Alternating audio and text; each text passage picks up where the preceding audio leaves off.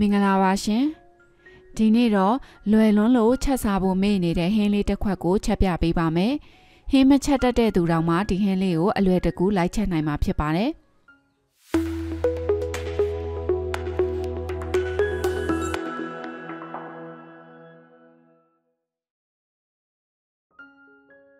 စိတ်သား6 10သားသုံးပါမယ်ရှင်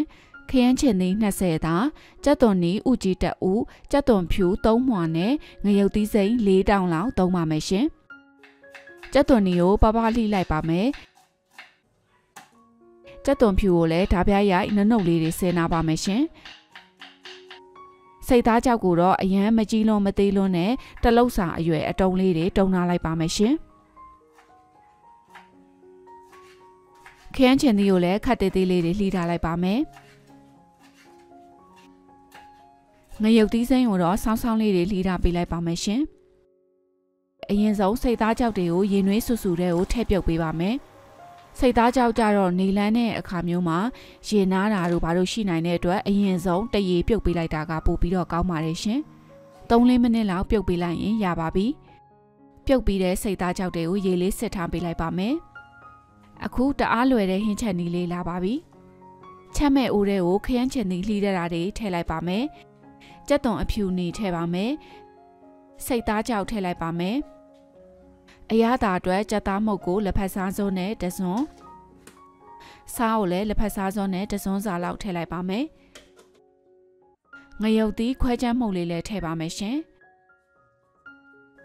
ပြီးရင်တော့စီထည့်ပါမယ်အောက်ကကတ်တာမျိုးမဖြစ်အောင်လို့ရေလေးနည်းနည်းလေးပါထည့်ပြီးတော့တခါတည်းအဖုံးအုပ်ပြီးတော့မီအားအလဲလက်လောက်နဲ့တည်ထားပေးလိုက်ပါမယ်ရှင်အောက်ကမကန့်အောင်လို့အဖုံးလေးဖွင့်လိုက်မှွေလိုက်ရေလေးခမ်းသွားတဲ့အခါမှာရေလေးနည်းနည်းထည့်ပေးလိုက်နဲ့စုစုပေါင်း2ရေလောက်ထည့်ပေးလိုက်မယ်ဆိုရင်စိတ်သားကြောက်လေးတွေနူးသွားပါပြီခင်းချင်လေးတွေလည်းအနှစ်ကျနေပါပြီရှင်စိတ်သားကြောက်လေးနူးမနူးစမ်းကြည့်ပါမယ်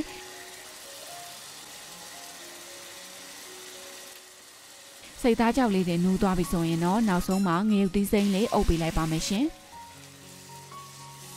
ကိုကရေဆက်ဆက်လေးနဲ့ကြိုက်တယ်ဆိုရင်တော့ရေလေးကြံတဲ့အနေထားမှာချလို့ရပါတယ်ကျမတော့အခုလိုစီပြန်အနေထားလေးမှာပဲချလိုက်ပါမယ်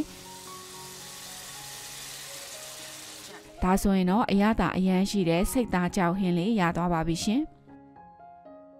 ချက်လွယ်ပြီးတော့အရန်ထမင်းမိန်စေတဲ့ဟင်းလေးတစ်ခွက်ဖြစ်လို့ချက်စားကြည့်ပါရှင်အဆုံးထိကြည့်ပေးလို့အထူးပဲကျေးဇူးတင်ပါတယ်အားလုံးပဲကျမ်းမာချမ်းသာပြီးတော့ဘေးရန်ခတ်သိမ်းမှကင်းဝေးကြပါစေရှင်